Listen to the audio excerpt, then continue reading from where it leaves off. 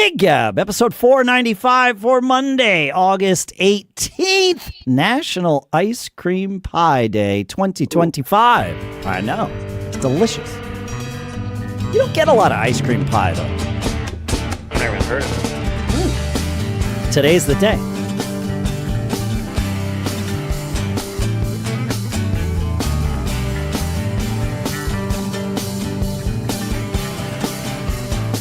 Greetings, folks, and welcome to Gig Gab, the show by, for, and about working musicians here, as usual, in Durham, New Hampshire. I'm Dave Hamilton, and today we're welcoming back not one, but two familiar voices and faces to the show here. It's been almost a decade since Jamie and Kellen Coffis have joined us, and in that time, they've been busy building up their body of work that's equal parts roots rock and California soul. They've logged countless miles on the road, recorded songs that stick with you long after the last chord has stopped ringing, and that rare brotherly chemistry kept alive through it all. We'll catch up on what's changed. We'll share some gig stories. We're going to have a jam session today here, and we'll see where it goes. Jamie and Kellen Coffis, thanks for coming back.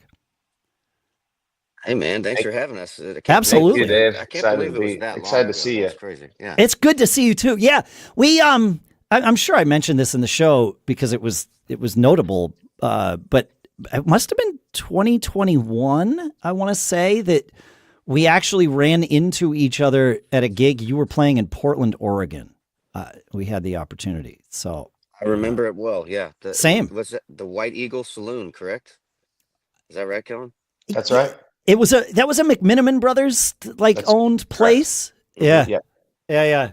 If you haven't been to one of their places, they know how to build a place that has a good vibe. Yeah.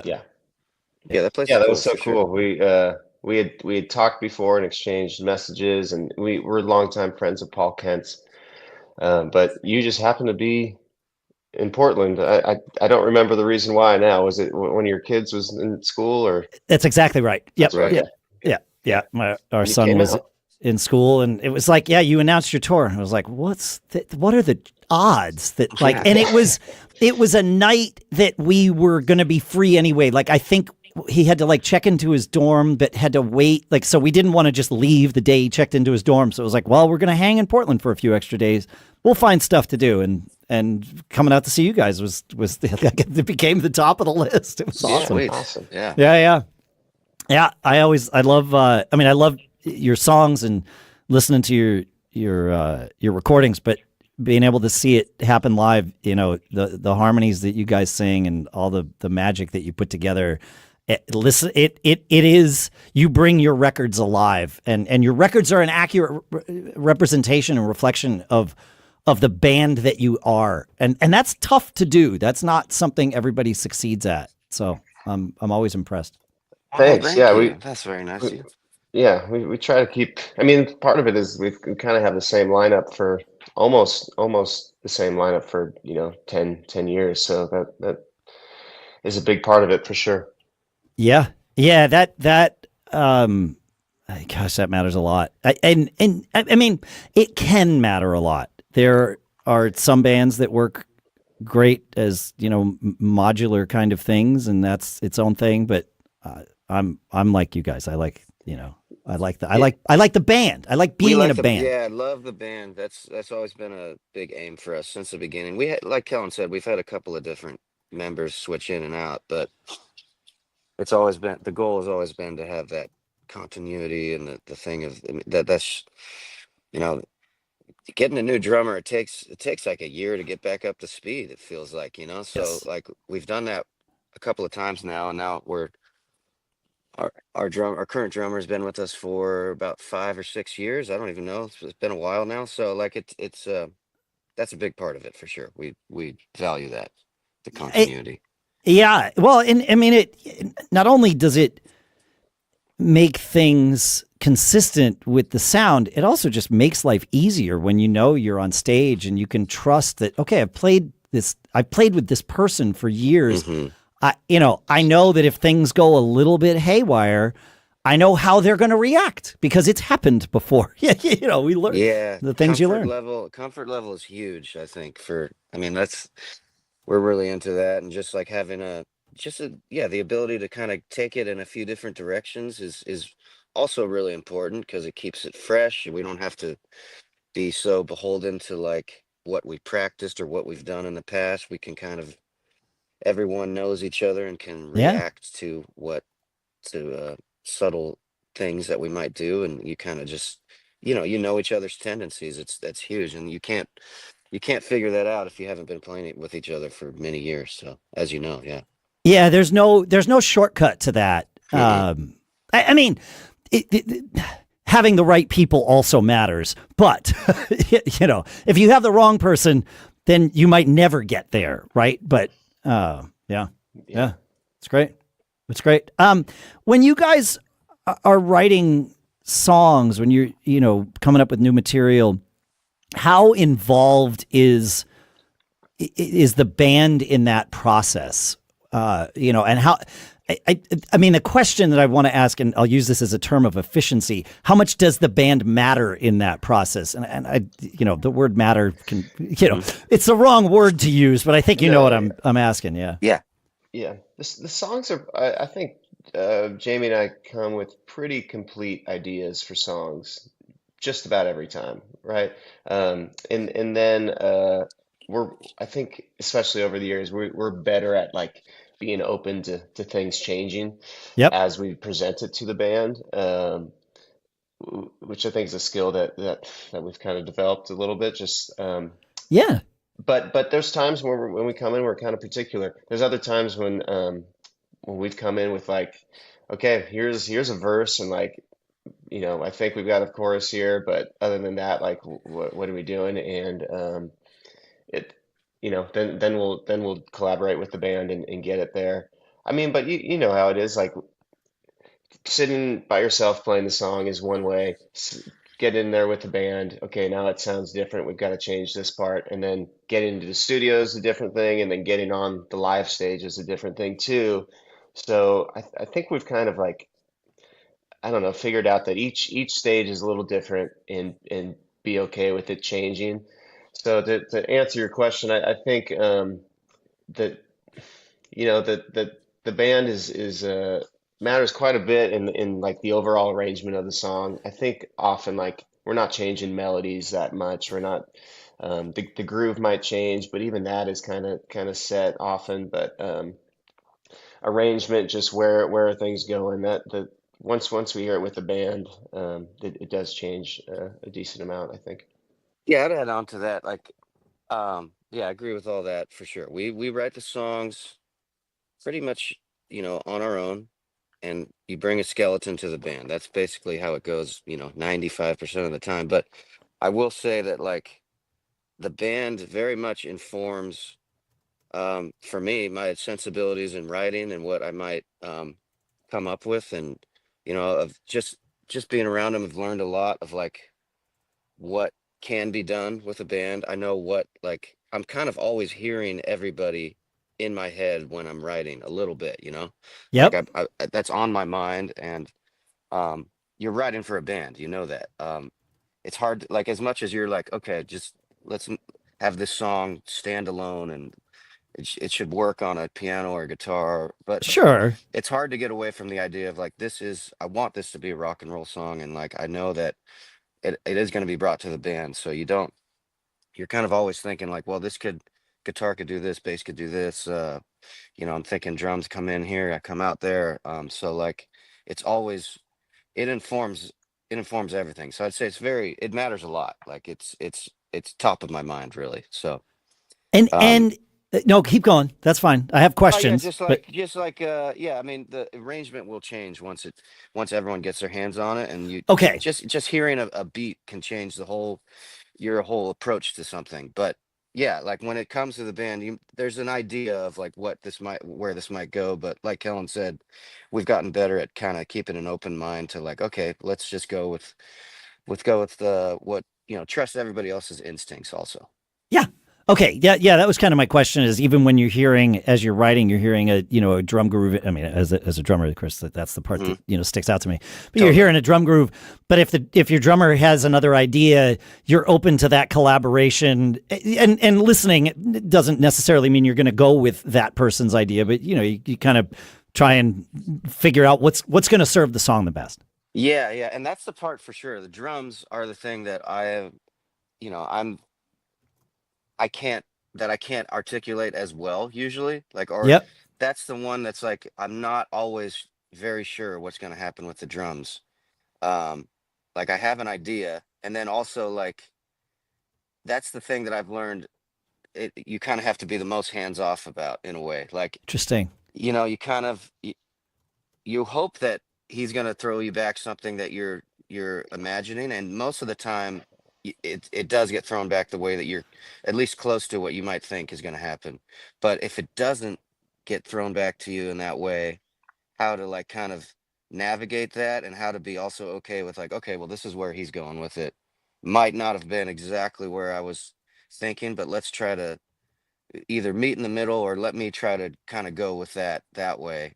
And that's kind of been something I think Kellen was kind of alluding to that. Like that's the thing where it's like, all right, got to be open.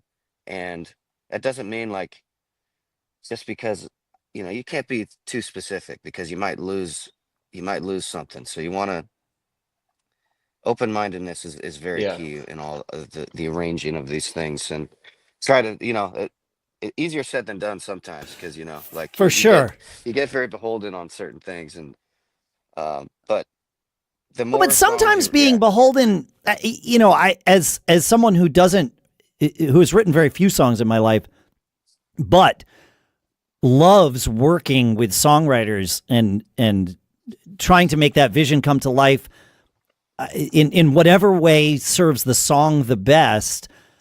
I've learned that sometimes a songwriter will come in with what seems like a very basic groove, and it's like, oh, well, what if we change that? And sometimes that's a good thing, but other times, the song will be written with a groove you hear in your head, and that's a really like it's what you wrote the song around, even though you didn't actually hear it, right? You're hearing it in your head, and you're like, no, it's gotta be this way, and sometimes, and as the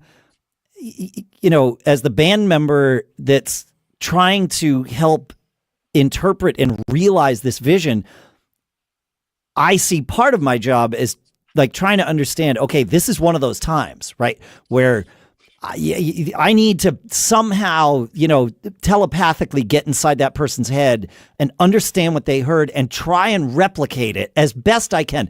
And then maybe we, tweak a little from there or something. But I think that can be, it can be important. I think. I mean, it's a collaboration, right? Yeah.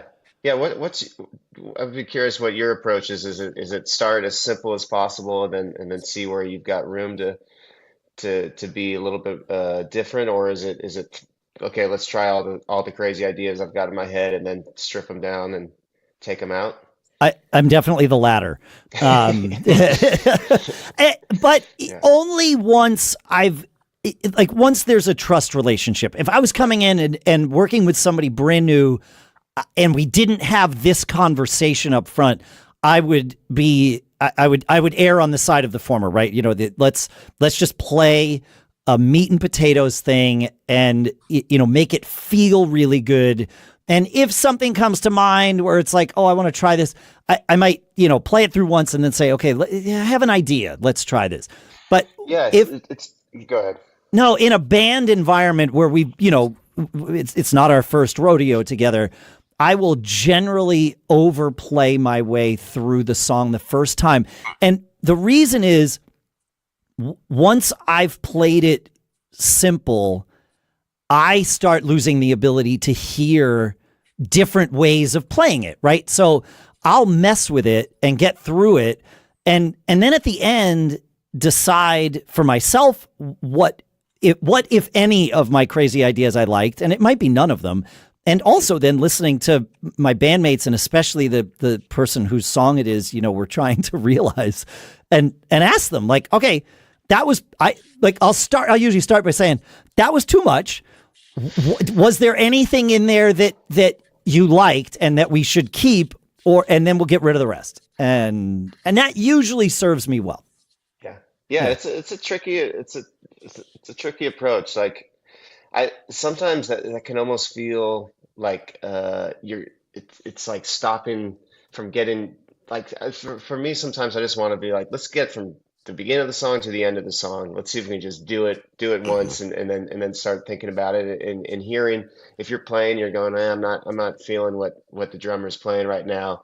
Could almost be like, prohibitive and like in getting through it. And it's funny to hear that. Like I get what you're saying too, and I like that because sometimes you go through and okay, let me try this. If we have 3 verses in the song, let me try this approach, this verse. Let me try this approach, this verse, and every once in a while you go, okay, that's the one. Let's stick with number 2 and put it there. But I don't know. We kind of come from that Tom Petty and the Heartbreakers model, which is like as simple as it gets, and you come from the like fresh prog rock, which is like as complicated as it gets. Correct. Now let's try to meet. Let's see where we're gonna meet. Yep. And you're totally right that's where that comes from for me. But I have no problem if we wind up with the Tom Petty and the Heartbreakers, thing, right? Like because I really, I like to serve the song and that, like, even as I'm saying those words, what that translates to for me is serve the vocal. Number 1, serve the vocal. And if there's room, great. And I've also learned, it depends on the makeup of the band, but like in Bitter Pill, our guitar player, John, has a real sense of how to use drum parts to evolve the energy of a song. And his sensibility of it is very different from mine. And I love that. Because, he'll come up. We did this one song called "Come Set on the Porch a Spell," and it kind of has like a Steely Dan vibe almost, which is sort of atypical for us, but whatever. That's what came out that day. And in the bridge, he had this idea. I was just kind of we went to the bridge, which is a very sort of it's a good bridge. It's different from the rest of the song, but serves it well. It sets up for a final kind of ride out chorus, and he had this idea. He was like, I played it kind of straight through or whatever. And he's like, hang on. He's like, what if we go into the bridge and you play halftime for the first half of the bridge and then immediately drop into like snare quarter notes, Motown kind of thing to ride it out of the bridge. And as soon as he said it, like I could hear it in my head and I was like, yes, that like, we're not going to come up with a better idea than that. And also, I want to know where that came from in you. Because, I want to tap into that, Drummers have you guys have the funniest role because you got the singer just giving you crazy instructions all the time. And probably half the time you're like, that ain't going to work. And another, right. But you're still like, okay, I'm going to do it for you right now. Yes. But it's such a funny role. Jamie and I are victim to that all the time. We're giving Corey, hey, can you try this thing? Can you try that thing? And not even really explaining it that well. We just want to hear a certain sound, and you've got to deliver it. Yeah. But that thing you almost like threw away as an aside. You've got to deliver it. That to me is the most important, and as a drummer, one of the most difficult parts because it's not my idea. I think it's stupid, right? I don't think it's going to work. Yeah. It's just like a waste of time, but out of respect and the whole collaboration, it's like, okay, let's try it. And the key is for me delivering it like I wrote it in those parts, because that allows me to be as objective as I can about this thing that I, 30 seconds ago thought was stupid. Is it good? This might actually be a good idea. So let's commit to this like it's the song for the next minute and a half and then decide. That's such an important thing to learn being in a band that I'm still learning is like when you're, and Jamie and I will have it, or anyone in the band, there's two ideas going back and forth. And I think at this point, it's just like, well, let's try all the ideas. But when you try it, you got to do it with conviction. You got to really like give it a fair Yeah. shot. And that's otherwise you're not going to like it. It's not going to work. But You're Right. gonna, yeah, going you're into you're that, gonna convince yourself that you were right, that it's terrible. Yeah. yeah. Totally. But Totally. it's there's the whole, the right and wrong thing is just like you got to get that out of your head. Who's got Totally. Yeah. or whose idea it was. Just like if we're all trying to serve the song, okay, you've got an idea that I think is not going to work. Like, what's the harm in just trying it and going for it? And you often surprise yourself. You're like, okay, Yep. that nothing wrong with that. Yeah. But it's It's such an totally. important lesson to learn in being in a band. Like that's the Yeah. trick right there. Everyone needs to be. Yeah. Being in a band, it's the everyone needs to be empowered to get to the place where they're playing with that kind of shared joy, right? So yeah, totally. Like that is such a skill of being able to like, all right, I know that my idea is the best idea, but we're gonna do this guy's idea because that's but then you have to, that's not the right mentality. You Oh, have you to got to like, throw. You can have that thought yeah, and enjoy that thought, and then throw it away. totally, totally. So I was gonna make this analogy. Me and Kellen are kind of big sports guys. We grew up playing soccer and we love, pick up basketball. I think that's a pretty good analogy. Is like when you're playing when you're on a basketball team, five guys, it's perfect actually. So you, especially when you're playing with strangers, it's like you gotta make a few passes before you take some wild 3-pointer from the corner and fade away. Like you gotta like, let's get the ball moving around here and let's get everybody some touches, and then we can kind of start playing as a team. And this Yes. makes a little more sense that way. And I think that's a pretty good analogy for being in a band. It's like you kind of gotta let hold the ball for a second, but then pass it again, and then like kind of let it go around the circle a few times, and kind of get a little more perspective, and then we can kind of attack this together and kind of then like, all right, this is my chance to drive here, this is my Yeah. chance to take a lick here, like. So uh it's a team, you got to be on a team, and it's more fun for everyone when, like, yeah, you're not, regardless of who's singing the song or who's taking the solo, you have to like it's just it's a five-way thing, it's a conversation, and you just have to let everyone get their space, and Yeah. it's just you have to. It's like you, You you got don't get to. yeah. You wait for the opportunity. Don't just force it. Yeah. Hmm. Yeah. I'm reminded as we're having this conversation. There are, especially in the songwriting process, there are always those moments where it's like, is it my song? Is it, the song with I'm going to share credit with this person or whatever. And I know some bands have made it very clear that early on they realized the best thing they could do for their collective careers, their budding careers at that point, barely budding careers at that point, was to agree that songwriting credit was just going to be shared all the way around, right? I mean, the Beatles are a great example of that.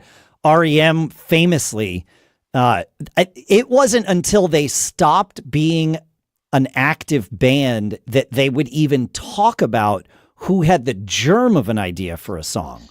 Everything was Barry Buck Mills type, right? With REM. And Rush, the same way. They decided early on it was going to be all three people were going to share credit. And even it was always musically, life's and lyrics period. But there were plenty of songs that we're hearing again now that Rush is no longer a going concern. We're hearing like, Geddy says, oh well, Neil and I worked together on the lyrics for that song, and I mean that's but they never talked about it in public when the band was a going concern, because that public perception can be like, oh well, REM's a great band, but without Mike Mills, they wouldn't have any of their great songs. It's like, if you don't know, then no one's ever going to say that. And now there's not this external pressure that starts creating problems, right? And I think that can be a helpful thing. I mean, I'm not saying if you're not doing that already in your band, I'm not saying change anything. You've got a good formula. Don't F with it. But yeah, that can be one of those things that I've seen tears a band apart, you know. Yeah, it's a balance for sure. But I mean, what we're doing is making music, and we're doing it because we love it and it's fun, and like it needs to be fun. And so you have to remind yourself that like it needs to be fun for everybody too. Yes. I'm bringing a song. It's personal to me. It's meaningful, but Aiden's playing bass on it, and he wants to put his voice on it too. Like, and ultimately, I do think when you let everyone and empower everyone to like have their voice, you get a better result. Like in the Absolutely. grand scheme, Yeah. and it can be hard, like in the moment, going fighting for play this octave, not that octave, but let everyone have their voice, and I think you'll benefit greatly from that, like that. And again, it's more fun. Like the whole process should be fun. Like this Yes. is we're playing rock and roll. Like Yeah, come you're on. not saving lives here. Yeah. Right. No. Yeah. Yeah, Yeah. as much as you want to have this like hierarchy, and that can be like, that can help with productivity at times. It's like, okay, somebody's got to, has the vision, like that's important. Somebody But needs to be in charge in most cases. Yes. Yeah. right, and that's, keep sight of that. And like when you bring the song, like there's a certain level of, ownership that I don't know, but yeah, you got to steer the ship. Okay. But Kellen is absolutely right. And it's like, look, we're trying to make a record that sounds like it's five guys in a room having fun.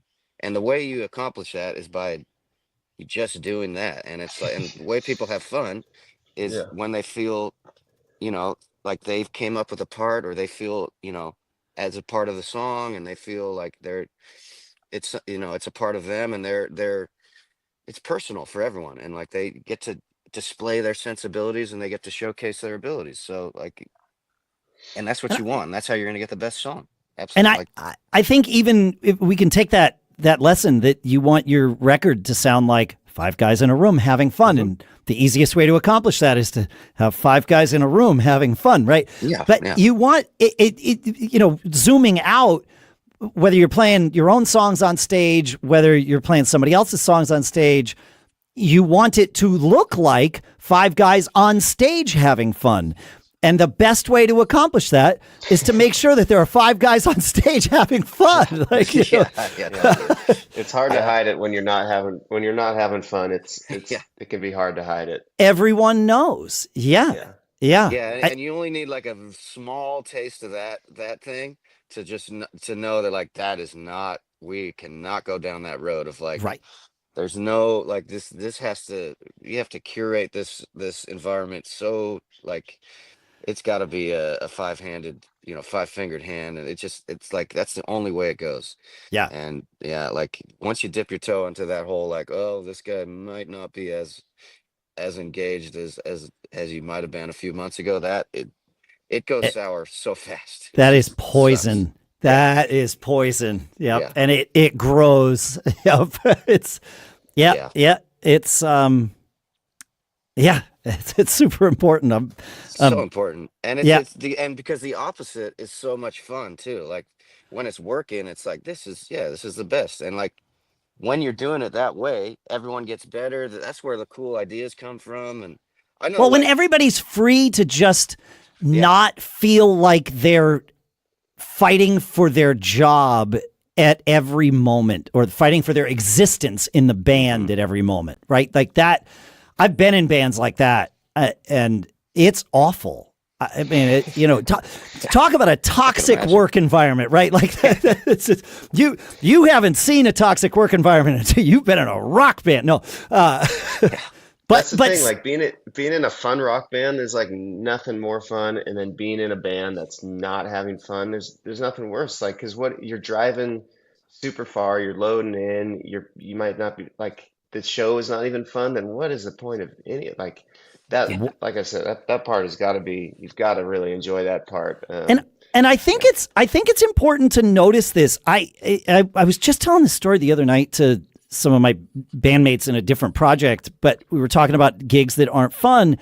And I was reminded about 20 years ago when I moved here, I joined a couple of bands and, experimented with some things, finally settled on one. And things went well. Things were great. And then the bass player was replaced. And I did not care for the new bass player. It was a fine human. That, like, there was no issue with that.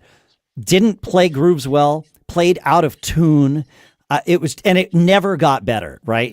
And what I found myself doing was I would, set up my monitors so that I didn't hear him. I would get, I would have like an extra drink before we went on stage to kind of dull the pain, but I came up with this system. It was like, I got to get to the gig early enough and tune the monitors and face the bass amp and make sure that there's time to go get, an extra beer at the bar and this, that. And I built this whole like survival system for lack of a better term. Right. And then after I did that for I was at like the third gig with my new system that worked pretty flawlessly. And I'm like getting my second drink before we play or whatever. And I stopped and I thought, wait a minute, I don't have to be here. I have two little kids at home that I am leaving for the night to go do this thing. And yes, I'm making a little bit of money, but like it wasn't a huge part of my income picture at that point. So it wasn't like, well, this is to put food on the table for those two little kids. And that, that changes the calculus. Obviously, like this was made a little bit of money, but it was a fun gig was the point. And I was like, my couch is better than this. Like, yeah. And so I talked to the leader of the band and told him, I was like, I could be pretty, pretty blunt with him and just said, look, I don't care for this new bass player. And it was kind of sort of a modular band. Like there was a roster sort of thing. So if I had to sub a gig out, it was never a big deal. And I just said, if that person's going to be in the gig, can you, just not book me for it. I'll do the gigs I've committed to, obviously. And then, after that, and they were like, yeah, no problem. I understand. I was like, great, amazing. Yeah. But it's like, it took a little bit for me to like zoom out and be like, I don't have to be here. I can find something else. Yeah. It's such a difficult. Yeah. Here, let me jump in here. I think a good point to take out of that story is just like, you're in, like, we can only control ourselves, we can, like, that's you kind of, there's this letting go thing of that we've been kind of talking about, and like, yeah, it's like you can't control what the other guy does, right? You just can't do it, no matter how much you like, and so just it's out of your control. What you can control, I mean, this is a lesson you can use with sound engineers. I find that, like, you get in this, it's like you're fighting them, but then once you realize, like, okay, I just have to, I can't make him do it or her do it the way I want. So I have to just, like, this is the situation that's presented to me, and I just have to make the most of it.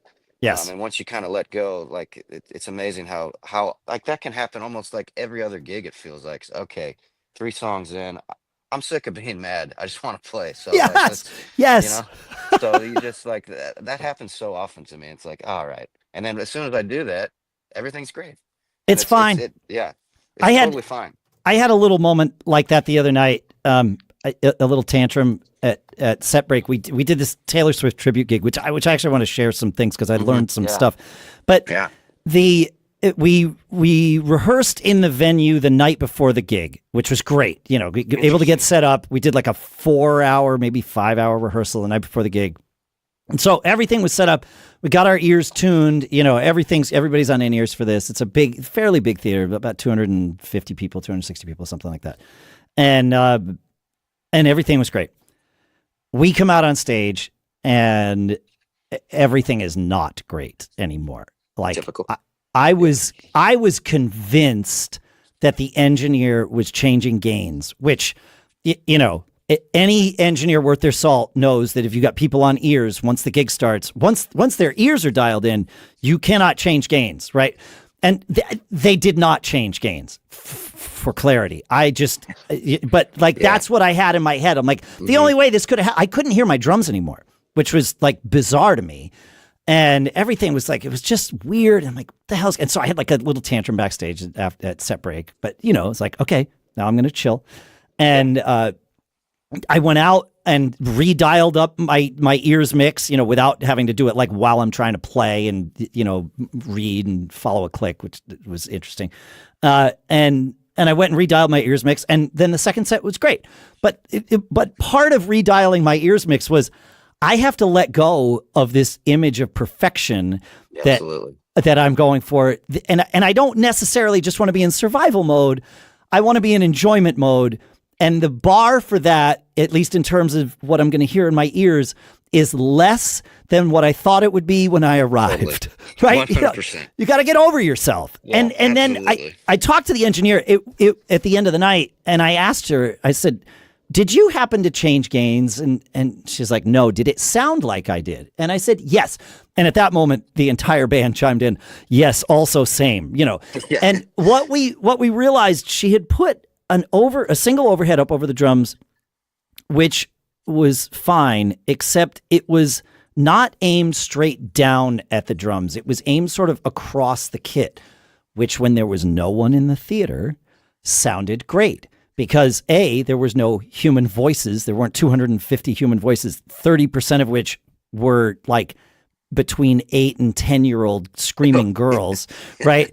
But also, front of house wasn't at 95 dB when we rehearsed the night before. She got it tuned in and then brought it back down to whatever, 85, 80 dB. And what it turned out was I was hearing the crowd and the PA louder than my drums in that overhead mic. And so was everybody else that was on in-ears.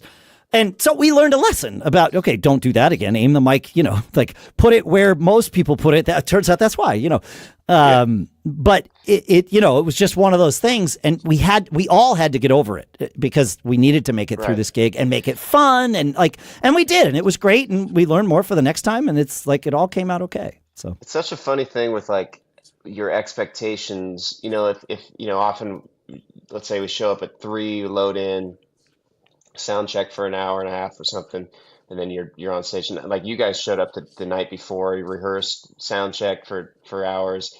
And so when you get on stage, you expect like this is gonna be good. It's gonna be dialed in. We're gonna sound great. And often it can be, and often it's just like not at all what it is. But other times, and then you'll be in your head and going, oh man, I want this to be better. But other times you just show up. Like we played a wedding recently where we didn't have time to. We were shoved in a corner, and we had about 10 minutes to just kind of like pull our stuff out, strum a few things, and we had a great time. But your expectations were like, I'm not going to really hear anything. I'm just going to play music and hear the drums straight from the drummer, and I'm going to hear the amp straight. And it was fine. But I don't know, the expectations you have going into it can be can really can kind of hurt you sometimes, and you want it to be great when you step on stage, but we're all like capable of doing it without it being.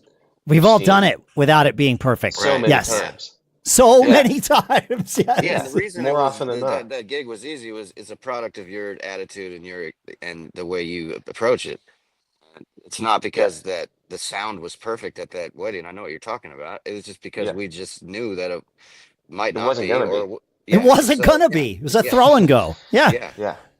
Now, everybody who's listening knows what I'm going to say next, because for over the last 6 or 8 months, I finally gotten into the world of bringing a splitter snake with us to every gig, a mixer and a splitter snake with us with the cover band that I play with Casual Gravity. And it is a game changer because it doesn't matter what front of house does. We have our own mixer that mixes our ears, and we hear the same thing every night. And we use our own microphones, and everything's the same from gig to gig. And it is a game changer. And that splitter snake cost me $150 for a 16-channel one. So, yep.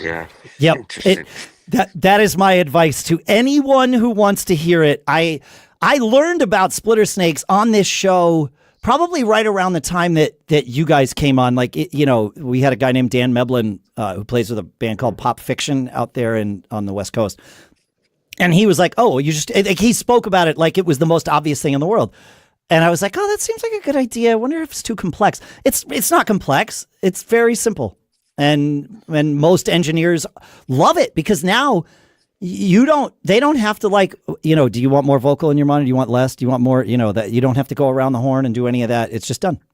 All they got to worry about is front of house. They can change gains all night long. They can change EQs all night long. It only changes for them. Doesn't affect you. Correct. Because you're using your own mixer. Yeah. I can see the wheels turning in your head. Well, so we, most of our touring is we're throwing all our gear into the van, but we're not bringing a PA. Right. We're just going to a venue, showing up and using their sound person. And so 4 out of the 5 of us are still on just wedges. Our drummer Corey is using in-ears. Yeah, everybody has to be on ears for the splitter snake to make even a remote amount of sense. Yes. Yeah. But we're I keep seeing, it seems like in the last few years, there's just been a lot of more accessible in-ear monitor situations going on. And I think it's a matter of time, but it's still, we're still kind of dealing with just, I don't know, just funny stuff okay, I think when they bring our when they're messing with the house, but they're also messing with the wedge. And I don't know. We're gonna hit a point here soon where we're just gonna be like, okay, we're all doing it. Yep. We're all switching, but Well, we're still we're still call me when you do. Because I want to share the story, your journey with people. Yeah. But B, I'm also very happy to help you with your journey because it is an adjustment. It is not going to sound the same. In the end, the hope is that you will like that better. But the two are completely different things, hearing in ears and hearing in a wedge, and playing and delivering to a crowd. And all of that is remarkably different. And it is a new skill to learn. That's all. Yep. So just go in with that open mind. Yeah. Yeah, totally. It's hard to have. I'm still a little scared, but I think, someday it's definitely scary. What we have done that's the right approach because the people that go in and they're like, oh, it's just going to be the same. It's like, you're going to fail.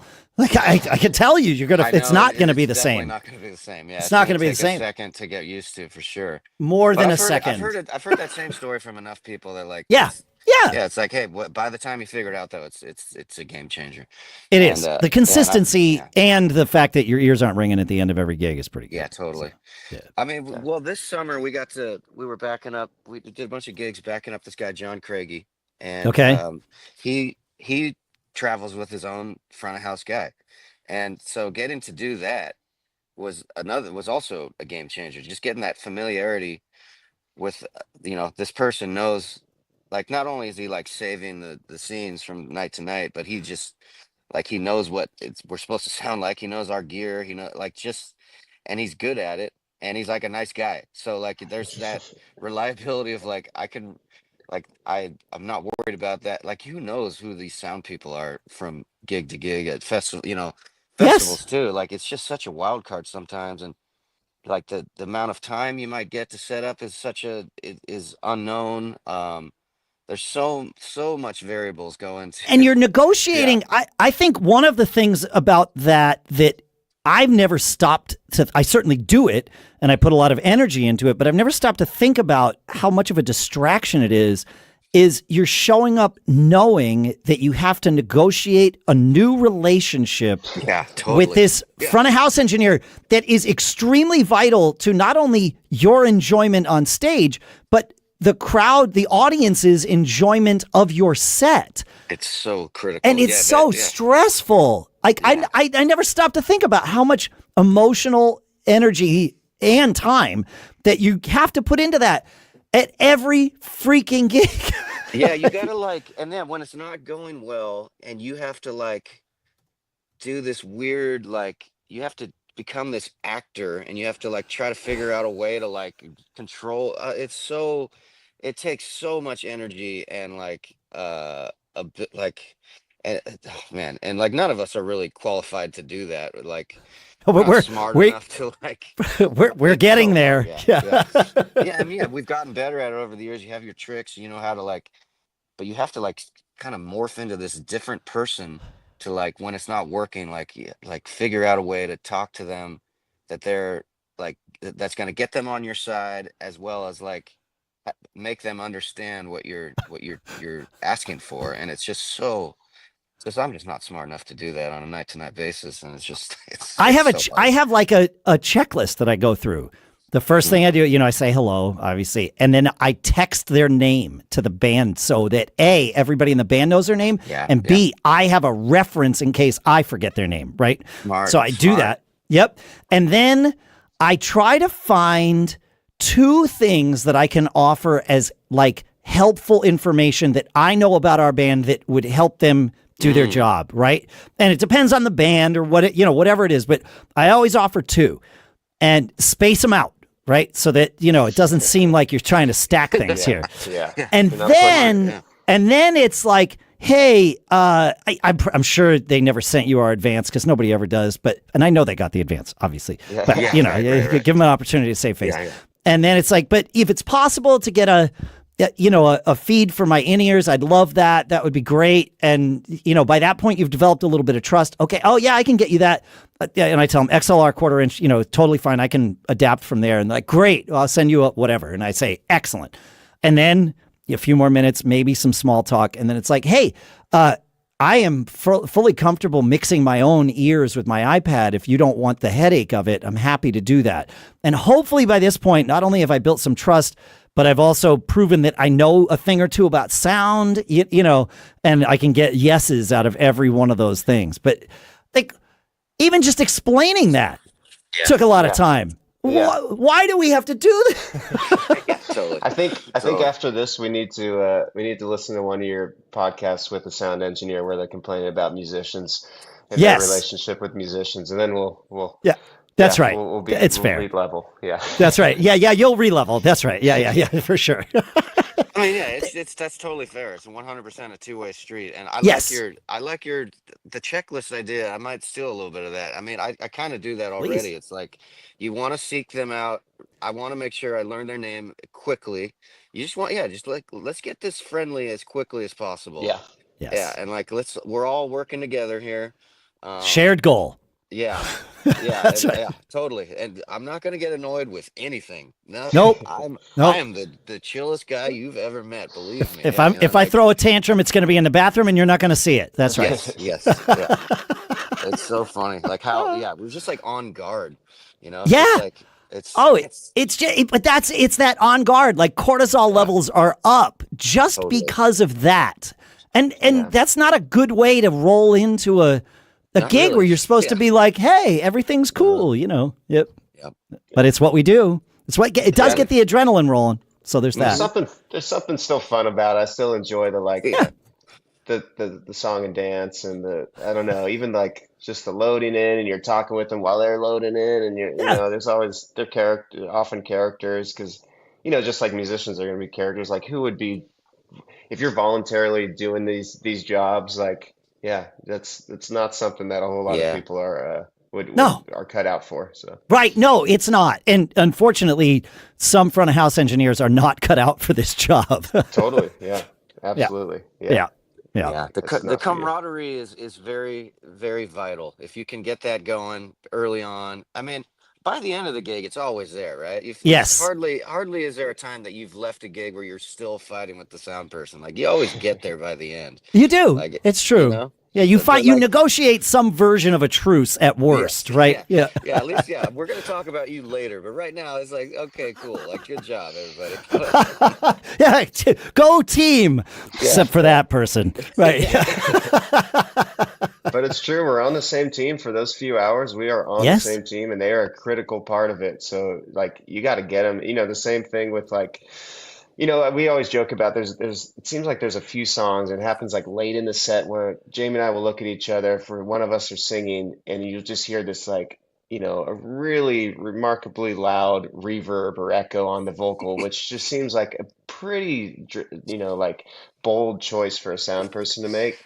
And it kind of used to annoy me at first. And now I'm just like, you know what? That means they're like having fun and they're enjoying the show. So I'll just let them do it. But, if it's the one thing they do, like whatever, but it's a funny, it's like, okay, well, I think we got somewhere with them. They're enjoying the show. Yeah. You go Glenn Johns and your reverb. That's your thing. Yeah. I guess it's just like, take it as a sign of like, okay, well, they've got everything handled. So they're like getting creative now. All right, cool. Yeah. Sure. I'm not advising it. I don't.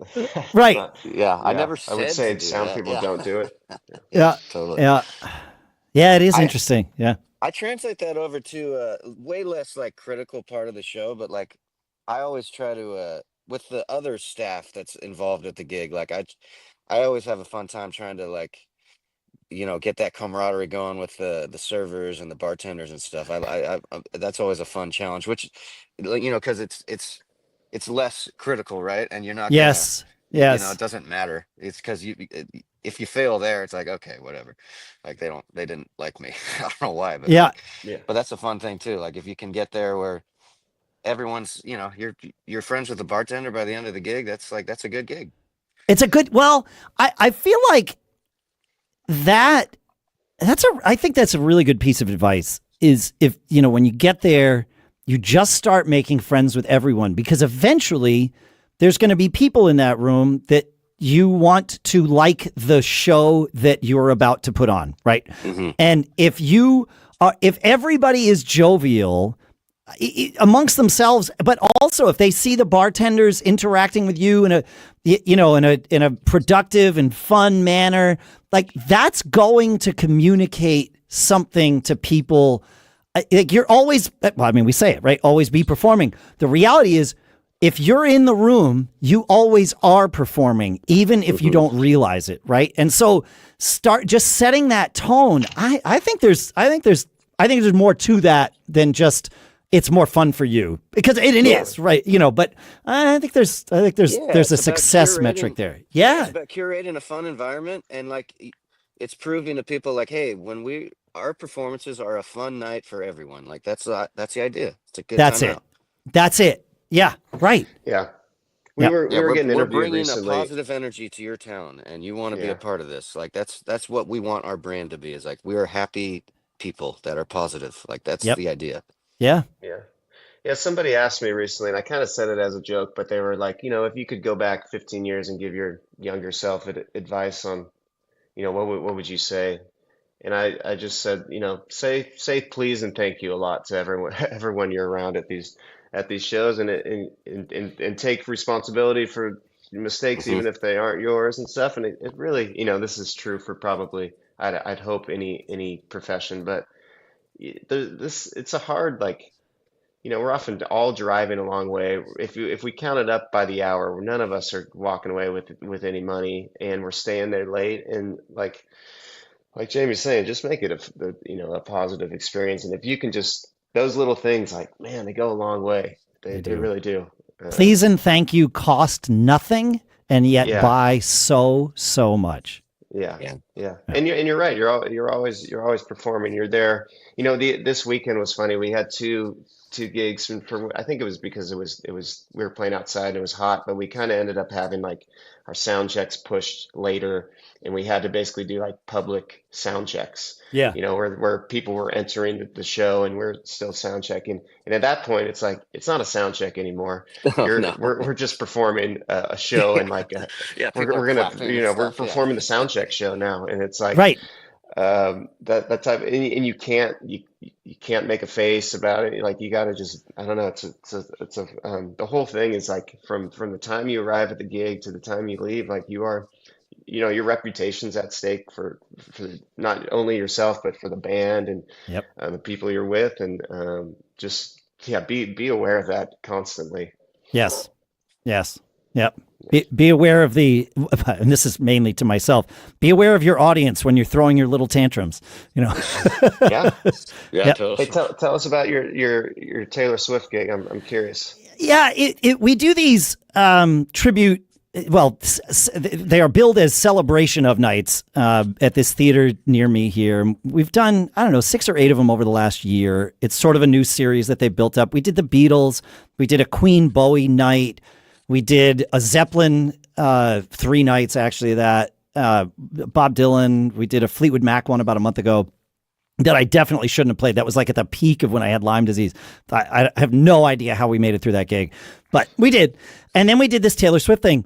And we did our first rehearsal about a week and a half before the gig. And we did that here at my studio. And there were 10 people in the band. 3 women who were singing, acoustic guitar, electric guitar, drums, bass, and then 2 keys.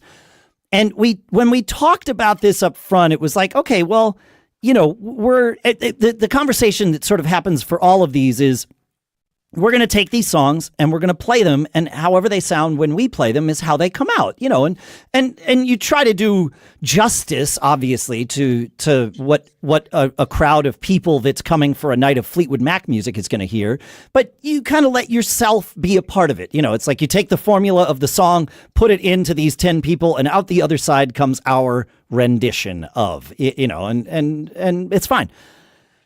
It became very obvious at that first rehearsal to most of us that this Taylor Swift gig was going to be more a tribute to than a celebration of, because like a few of the people had put in serious time into creating like, there's this sound on the record and this thing, and it was like, okay, whoa. And also most of us, I don't think any of us really knew this material coming in, doing the Fleetwood Mac gig or whatever. It was like, well, half of these songs, or more than half, I've played before. So, I'm going to refresh on these, but I don't have to learn them from like whole cloth. And that was the case. And we did 25 Taylor Swift songs because it turns out a lot of them were pretty short. And that's a lot of music to learn. Oh, hell yeah. Yeah. And so we all kind of left that first rehearsal with the fear of God, like, like, oh my God. And a lot of times that the first rehearsal is intended to be that stumble through, right? Like nobody is judged on their poor preparedness or performance or whatever. Like we know each other. There's nobody in the room that's relatively new or anything. And so it's like, all right, I knew, I was like, I got to go spend like 3 more days learning these songs. And okay, fine. So I did.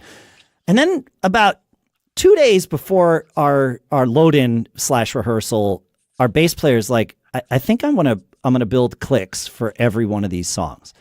And I'm fine playing with a click. I'm like, that's great. That way we're not wondering about tempos when we're starting tunes. Like I was going to build clicks anyway.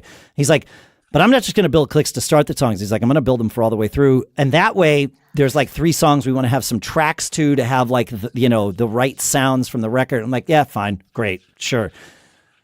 What I did not realize he was going to build, and I'm glad I didn't realize it because I would have prepared less, was he built nanny tracks for us. So, the click would start and it'd be like drums in 1, 2, 3, 4, oh, wow. Verse 2, 3, breakdown on the 3, 1, 2, stop, these kinds of things. And it made all the difference in the world for us because we all prepared for the worst, right? Which was good because there were a couple songs where there was like a false start with a click, like the click would come in, guitar, somebody would start, and it would be like, oh, nope, ripcord on that click. Like we're definitely not, we've lost the click in the nanny track, but at least we're all together. So it was good that we were prepared, but man, having those nanny tracks for a gig like this was perfect. Because we didn't, all we had, those songs, the chord progressions and the grooves are really straightforward. It's, it's like country music or 90s pop where the tricks are, in the fourth measure, the third verse, you stop on beat 2, right? And that's the hook of the song.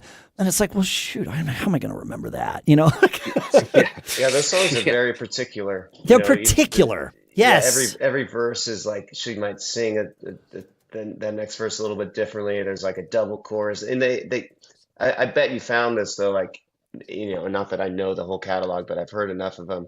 There's a pretty similar arrangement and flow to each song. It's we're gonna break it down here, and then we're gonna bring it back and do 2 choruses, and then we're gonna tag the first line of the song, and so you can kind of start figuring out those. But that almost makes it. That can make it harder. When you do it 9 times in a row, and then the 10th one is different. Yeah. Our bass player, as he was building these nanny tracks, he built the first one and built a template, and then just replicated the template and moved. Verse starts here instead of there, or whatever. And there were a couple where we wound up calling the nanny. We named her Kimmy, and there was one where Kimmy announced a breakdown in the middle of like the final chorus of a song where we all knew there was no breakdown. Like you were not going to stop playing. Like this is a high energy moment. And, I turned to him and I'm like, I think Kimmy's drunk. But what he noticed in building these is that he's like, there are 6 formulas that we are going to play tonight. It was like, oh, okay.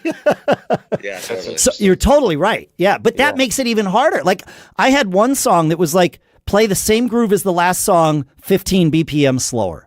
And it's like, okay, same song. Great. I know what to do, but it worked. I wouldn't want to do every gig on Nanny tracks, but for something like that with a tribute show, it was perfect. It was perfect. And it was success. Yeah. It's funny. That's such an important distinction, whether you're doing, we've, in the last few years, like Jamie mentioned, we've been backing up this singer and songwriter, John Craigie, and we've also played with this guy, Tim Bloom, and we kind of just become their bands. And we did a run of shows of all Tom Petty songs. So over the last few years, we've just learned a ton of songs. And, the way we do it usually is, here's a playlist of the songs we're going to learn. Let's show up at rehearsal.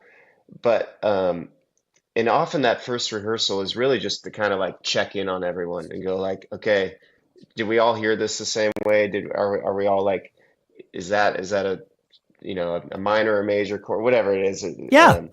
But it's such an important distinction to go, hey, are we learning the song note for note like the record, or are we just learning the song and just we need to, and now we have some liberties on what my guitar part is, what Jamie's keyboard part is. It almost just needs to be a conversation, because you can get way too deep and going, okay, I'm going to learn this solo note for note, or I'm going to learn this bass line note for note, or I'm just going to play the song like the Coffis Brothers would play it. Like you play it, right? Yeah.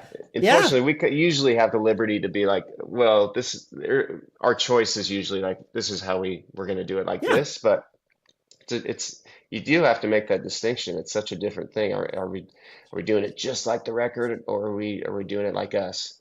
Yes. You kind of have to marry those two in a way. Like you have to be able to do it like yourself. I think, especially when it comes to like the petty stuff. It helps.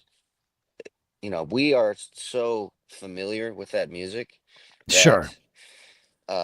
We can put like it's easy to marry, like, okay, the way I have such a deep love of the way that this is played on the record, so I'm gonna reference it in but like I can also put my own spin on it, and that's not hard to do.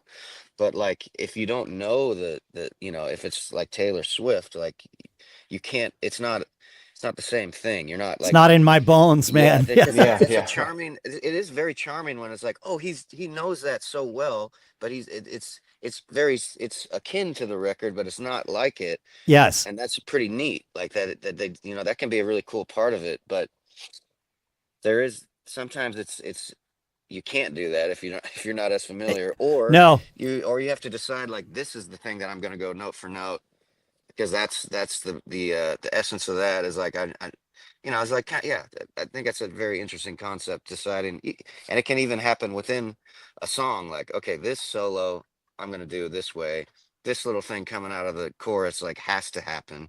Like that is so critical, like, and that's a fun part of learning these songs, I think, too, is and getting inside of them and trying to understand like, oh, what is the critical part of these arrangements, and like that it can really like inform you.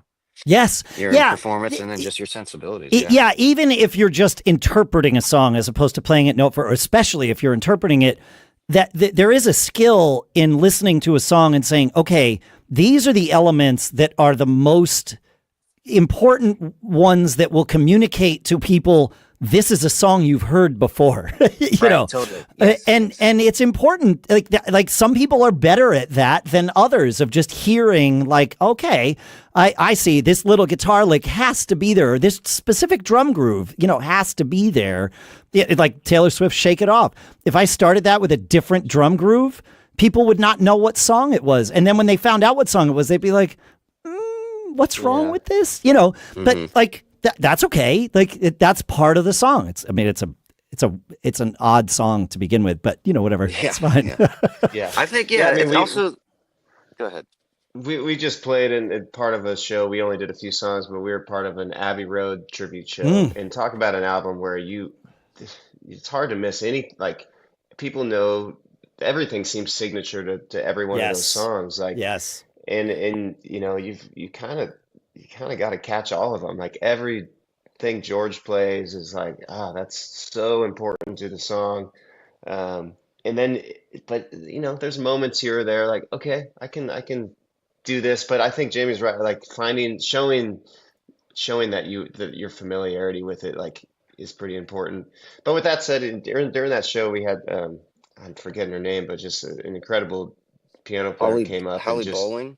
Holly Oh, you Holly Bowling. played with Bowling. Holly Bowling? Yeah, Yeah, we she was did. at the Yeah, you show. would know Yeah, her you then. would know Yeah. her, right? Yeah, she's Yeah. very she her She's great, her right? she rose to fame by when she transcribed and adapted for piano the entirety of Fish's Oh, okay. famous Tahoe Tweezer performance, which was this 36-minute version of a song called Tweezer. But yeah, that was how she rose to fame, and then Gotcha.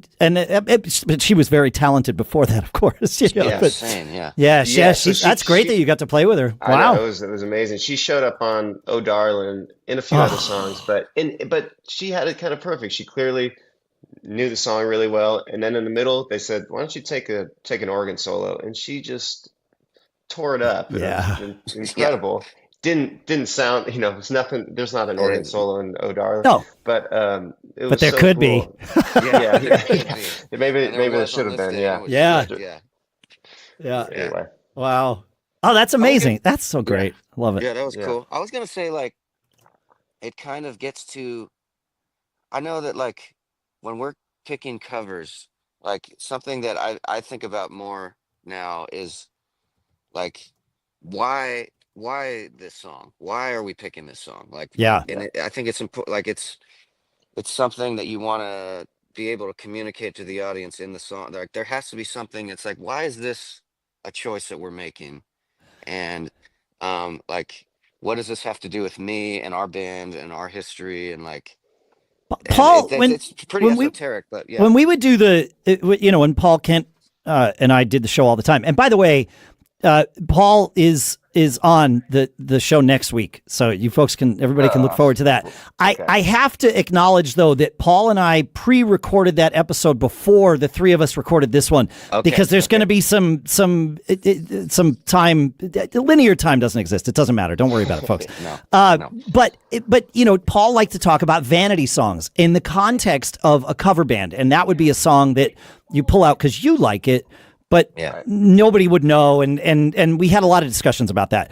I think in the context of an original band, cover songs are your vanity songs, right? They're the ones where you get to show the audience this is something that interests me, and if when done well, or perhaps serendipity comes and plays a role, it's a song that someone in the audience likes. And now they have a deeper connection with your band because it's like, oh, Totally. we're Yeah. both Tom Petty. We both really like that Tom Petty song. Like, oh, okay, I get it now. Yeah. I Yeah. remember I saw Old Dominion play. My wife's a huge Old Dominion fan. Great band.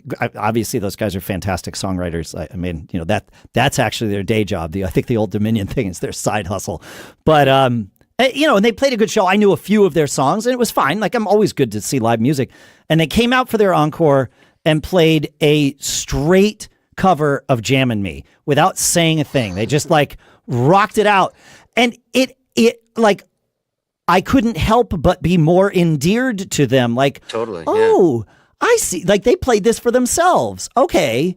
Because Tells you a lot about them. Yeah. it You tells really you are. Your story, something. yeah. Yes. You want a story, yeah. Yeah, you want a story. And now it's like, oh, I need to learn more about these guys. Okay, Yeah. I see. They're like me. You're right. I mean, whether they're like me or not, like, I'm not a songwriter like they are. I'm not a musician like that. Like, they're really not like me. But in this one small way, we've both played that song on stage. So, yeah. Yeah, it's funny, like, and not to go down this, I don't want to go down this road at all, but I've been thinking about this more because of, like, AI music and stuff, like, and people bringing it up, but it's so clear to me now when I'm listening to music and watching music that, like, it's about the people performing for me. Like, that's Yeah. what and that's I think we've kind of learned that too, is, me, Jamie, Aiden, Kyle, and Corey are as important to our audience as the music that we're making is. And that's not to say that we don't care a ton about what we're putting out there and the music we're playing, Right. but the musicians are the music, and whatever. Yeah, I don't want to talk about. We don't need to talk about AI, but like anytime I It's hear really that funny. type of stuff, The like one doesn't matter. They the can't do one what we're question doing. I wrote down that you guys didn't see was I was going to ask you, what do you think about AI? But we've hit like an hour and 10 There it minutes is. here. So yeah, I think I know That's the what I think answer. about it. Yeah, right. I think it doesn't Super matter awesome. to what we're doing at all. Like, Yeah.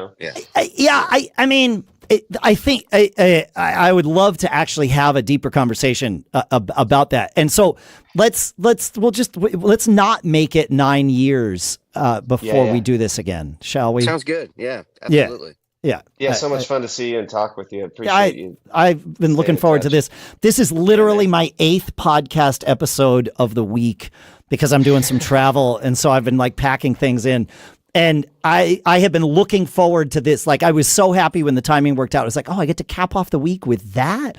Excellent. And then, Awesome, you man. know, yeah, it's great. Well, thanks so much, Well, Dave. Yeah, this is a blast. And I don't want to get in trouble by the AI bots. So, what they're doing is great. They're making great music. That's right. Totally. And Yeah, it's all that good. that please and thank you thing you mentioned, make sure to say please and thank you to the AI bots. That's Absolutely. absolutely Yes. important. Yeah. That's when right. they replace the Coffis Brothers, I'll be the first one to acknowledge it. But Well, when they replace the front of house engineer, Yeah, that's a good where, point. That's a good yeah. point. Yeah.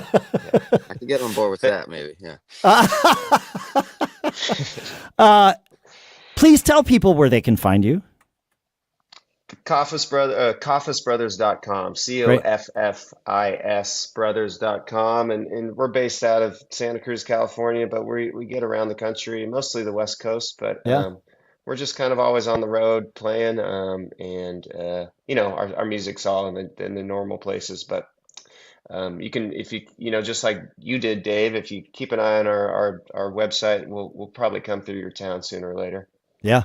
I highly recommend going to see the Coffis Brothers. And until then, go and start downloading and streaming and buying their music and buy some merch. And I think you're going to love what you hear. And if you want to hear more about the history of the Coffis Brothers, I wasn't smart enough. I've done 8 podcasts this week. I didn't pull up the episode number of Gig Gab, which was your first one, but I'll put a link to it in the show notes before I push early. the episode out. So it was early. Yeah, it might have been. It was almost certainly pre-episode 100. It would have had to have been. I mean, it Sounds like, right.